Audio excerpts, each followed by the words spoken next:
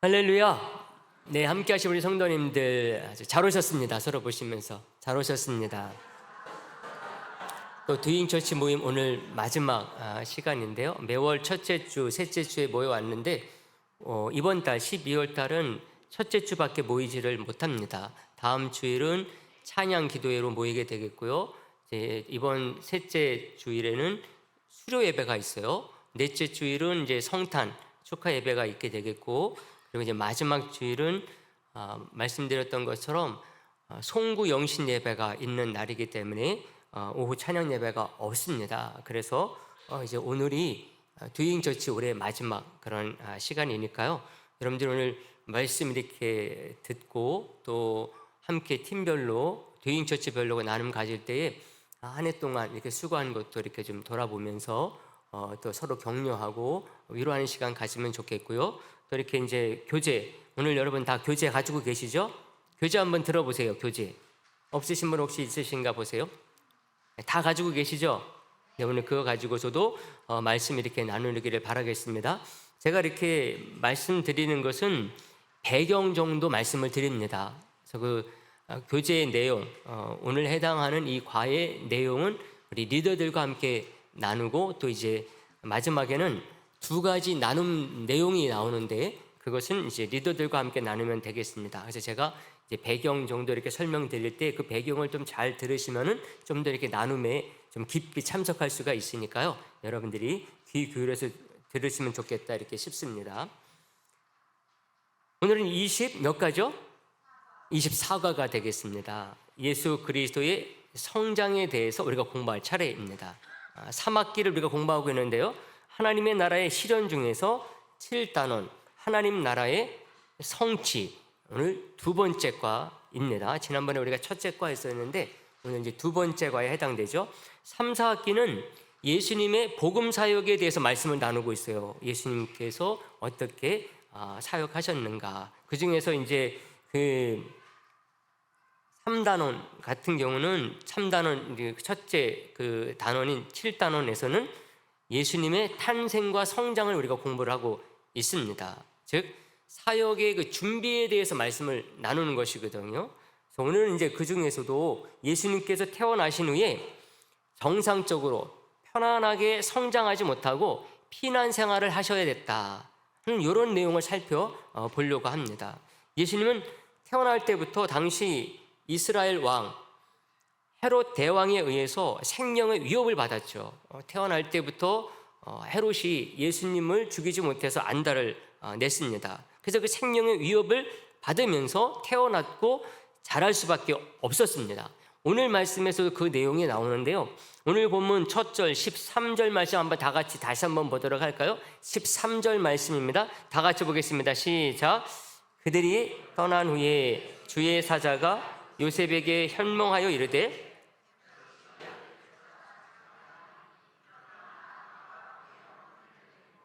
애굽으로 피하여 내가 내게 이르기까지 거기 있으라 하시니. 아멘.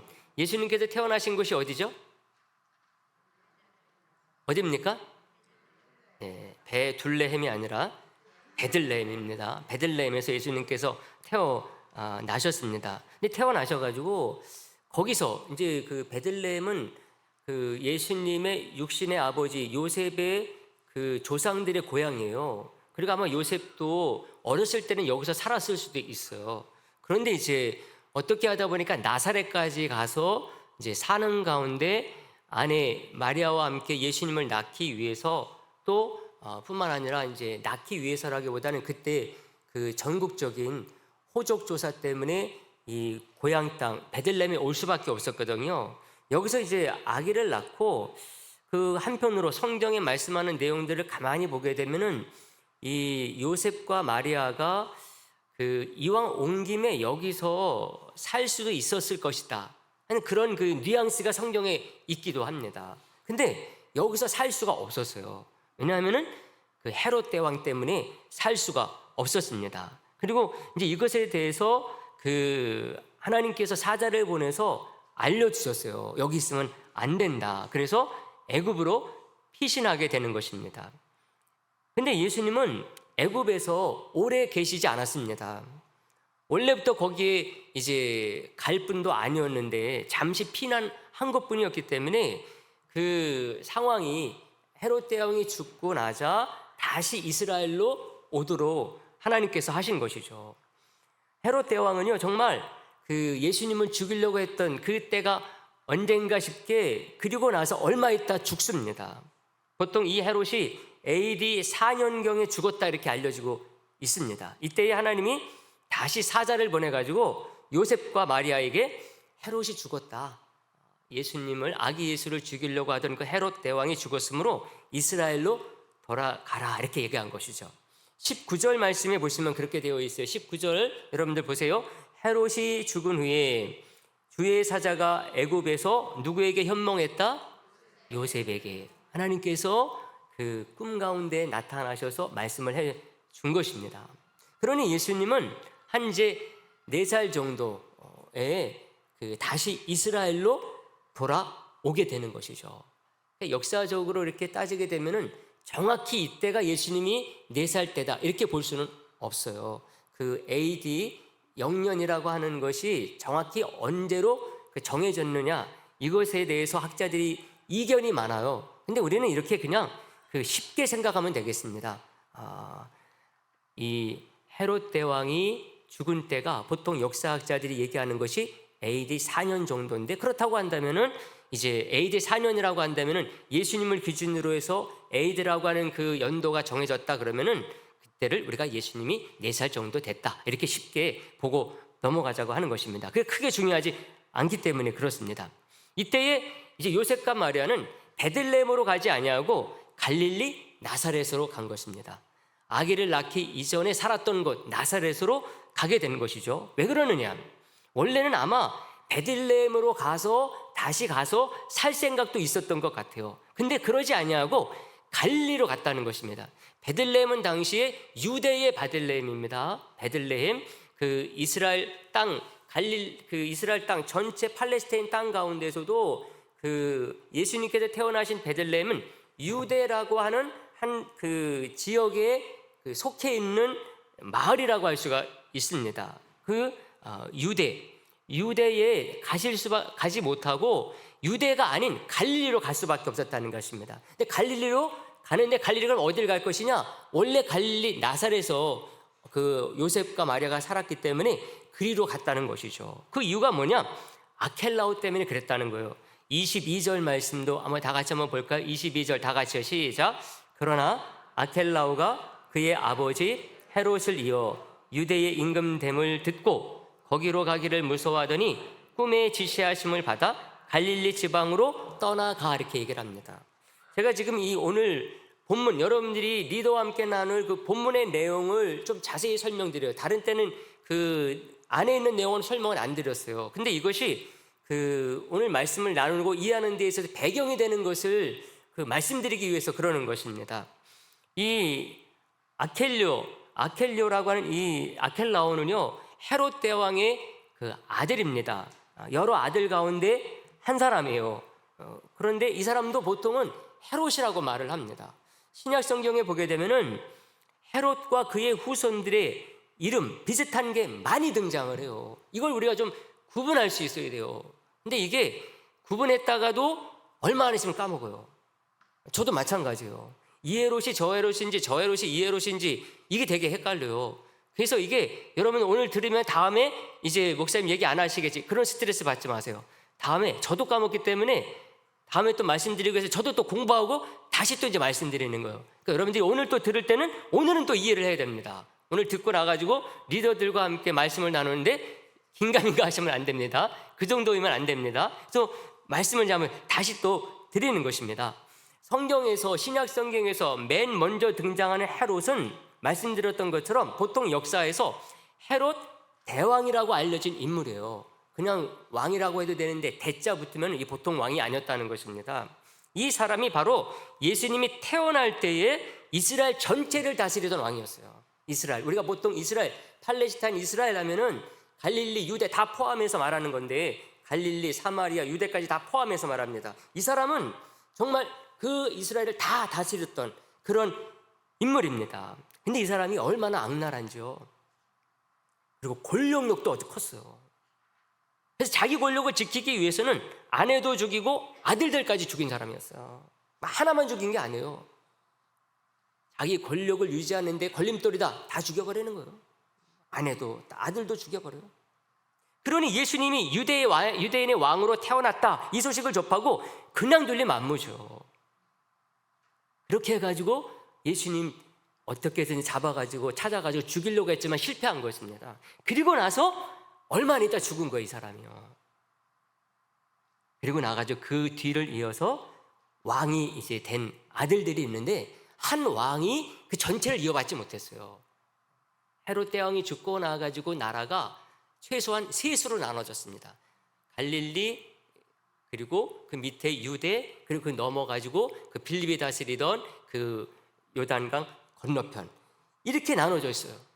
그게 누가 나누어서 다스렸는가 하면은 아켈라오, 안디바, 빌립 이렇게 나눠서 다스렸습니다. 성경에 나온 이름들입니다. 유대는 아켈라오, 갈릴리는 안디바, 넘어서 그 지역은 빌립이라는 사람들이 다스렸어요. 근데 이 사람들을 다 보통 헤롯이라고도 말을 합니다. 다 헤롯인 거예요, 전부 다. 구체적으로 나눠가지고 헤롯 아켈라오, 헤롯 안디바, 헤롯 빌립 이렇게 얘기 안 할 때도 있어요. 그냥 헤롯이라고 말해버릴 때도 있어요. 근데 오늘 같은 경우는 그 22절에서 아켈라오라는 사람이 딱 나오죠. 아켈라오라는 사람이 땅을 물려받아서 다스리는데 이 갈릴리, 유대, 그리고 넘어 그 빌립이 다스리던 곳, 그 지역 가운데서 유대를 물려받았어요. 가장 좋은 것을 물려받은 그 아들입니다. 똑똑했어요. 근데 이 아켈라오가 자기 아버지만큼 악했어요. 그러니까 이 사람이 왕이 되고 나가지고 얼마나 지독하게 이스라엘을 다스렸는지 이 로마 황제에 의해서 잘려버렸어요. 얼마 안 가서 AD 6년에 그 왕위를 그 폐위되었습니다. 그리고 나서부터 이 다른 아들들을 왕으로 세우는 게 아니라 유대는 그 헤롯의 아들들이 다스리게 만들지 아니하고 로마에서 총독을 보내서 다스린다. 유대만 총독 체제로 된 것입니다. 그래서 이때 유대 그 총독 체제가 시작이 돼가지고 예수님께서 그로부터 이제 30여 년 흐른 뒤에 예수님 시대 때 총독이 누굽니까? 빌라도가 총독으로 온 것입니다. 그래서 우리들은 왜 그 이스라엘 왕이었었는데 총독이 올까? 그 총독이 원래부터 그런 게 아니라 이렇게 아켈라오가 너무나 악랄하게 다스리다 보니까 이스라엘 백성들이 그 아주 대대적으로 막 이 항의하고 반란하고 그러니까는 로마 황제가 골치 아파가지고 여기는 헤롯의 자손들이 다스리지 못하고 로마 총독을 파견해서 다스리겠다. 그렇게 해서 이제 하게 된 것입니다. 그러나 예수님이 이제 태어나가지고 엄마, 아빠, 요셉과 마리아가 애굽에서 오는데 어디로 갈 것이냐? 유대, 베들레헴으로 갈 것이냐? 아니면 다른 곳으로 갈 것이냐? 베들레헴으로 오고 싶었는데 누구 때문에 못 왔느냐? 아켈라오가 유대를 다스린다는 거예요. 아켈라오가 너무나 악명이 높다 보니까는 여기 가면 안 된다. 그래서 어디로 갔다? 갈릴리 나사렛으로 간 것입니다. 만약에 이제 조금만 기다렸다 왔으면은 그 아켈라오가 아니라 총독이 다스리는 때가 됐을 터인데 아마 요셉과 마리아가 아기 예수를 데리고 갈릴리 나사렛으로 간 것은 AD 6년 전이었다고 하는 것을 알 수가 있는 것이죠. 이렇게 해서 이제 헤롯 대왕이 구분이 됐죠. 그 이제 유대를 다스리던 헤롯 아켈라오라는 사람이 이제 구분이 됐습니다. 이렇게 해서 이제 같은 헤롯이 나와도 어느 헤롯인가를 우리가 알 수 있어야 된다고 하는 것입니다. 이제 이렇게 돼가지고 예수님이 장성했어요. 예수님이 장성했습니다. 이제 30년 지났습니다. 복음 사역을 감당하실 때에 다른 헤롯이 등장해요. 다른 헤롯.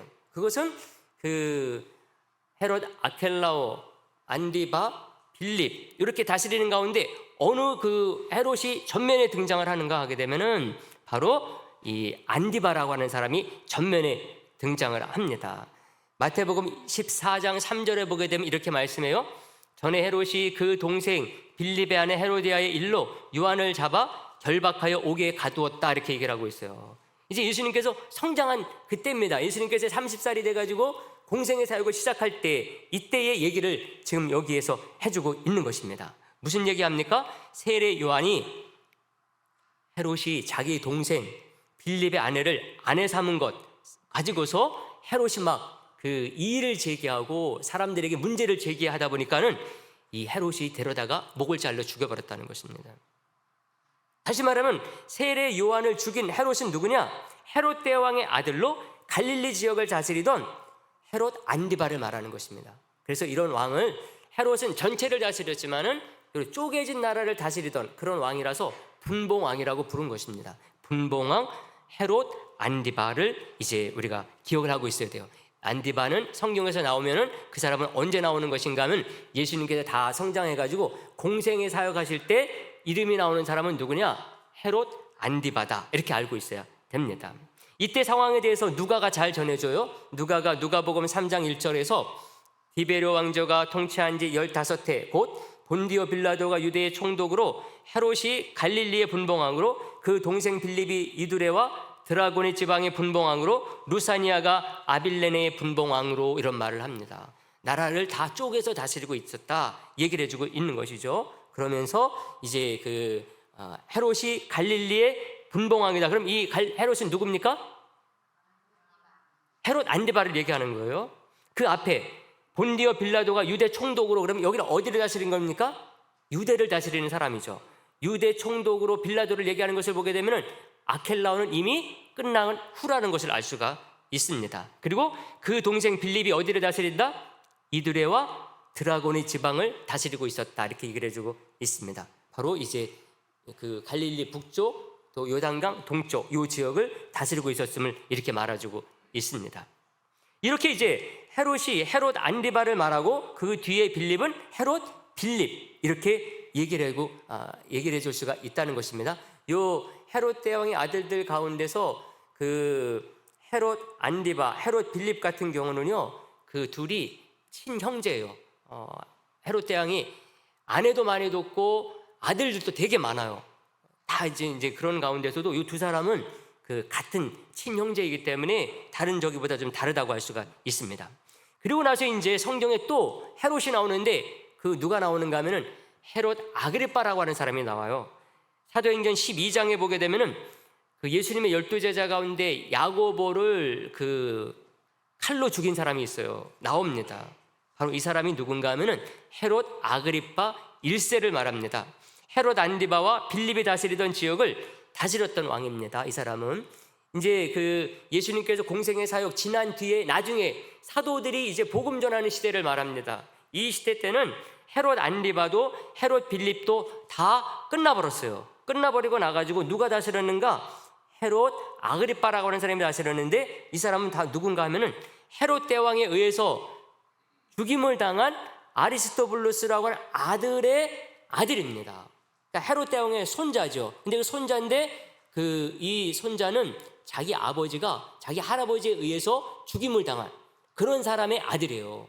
근데 이 사람은 어렸을 때부터 로마에 가서 자랐어요. 그러니까 아마 이제 아버지 헤롯 대왕이 죽여버렸잖아요. 그리고 나서 그 아들을 어떻게 할까 고민하다가 아마 로마로 보낸 것 같아요. 그래서 어렸을 때부터 로마 황궁에서 자랐습니다. 황궁에서 자라다 보니까는 로마 황제 될 사람들, 나중에 왕자들과 친해진 거예요. 근데 그러다 보니까 글라디우스라고 하는 그 왕자가 나중에 황자가 되거든요. 그러니까 이 사람이 글라디우스가 황제가 되고 나가지고 그 신임, 어렸을 때 같이 놀았으니까 그 사람의 신임을 받아가지고 나중에 이스라엘을 다스리는 왕이 되어서 온 것입니다. 왕이 돼가지고 왔는데 다른 헤롯 안디바나 아켈라오나 빌립보다도 더 넓은 갈릴리 지역 그 밑에까지 다 다스리는 왕으로 온 것입니다. 이 사람이 와가지고 예수님의 12제자 가운데 한 사람 야고보를 죽여버린 거예요. 칼로 쳐가지고. 이렇게 해서 이 사람이 헤롯 아그리빠 몇 세다? 1세. 누구를 죽였다? 야고보를 죽인 사람. 그래서 여러분들이 그것을 볼 때에 요 헤롯은 누가 헤롯이다 알 수 있어야 돼요. 또 하나 헤롯 아그리빠라는 사람이 또 나와요. 아그리빠라는 사람이. 그게 사도행전 25장입니다. 이 사람은 보통 헤롯 아그리빠 2세로 불러요. 아까 말씀드렸었던 헤롯 아그리빠의 아들입니다. 이 사람이 이제 바울이 전도 활동을 할 때 이 사람이 딱 등장을 해요. 사도행전 25장에 보게 되면은 바울이 로마로 압송되는 과정에서 이 헤롯 아그리빠를 만나요.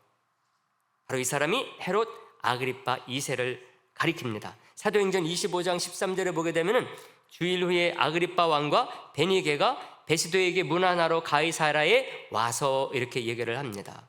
이 바울이 이제 로마로 압송되기 전에 그 총독으로부터 신문을 받거든요. 신문을 받는데 이 총독이 헤롯 아그리빠 2세를 초청을 한 거예요. 초청을 했는데 아내와 함께 왔어요. 아내가 근데 누군가 하면 베니게예요. 베니게라는 사람이 누군가 하면은 이 헤롯 아그리빠 2세의 그 친 형제지간이에요. 그 여동생인 거죠. 근데 결혼해가지고 같이 사는 거예요.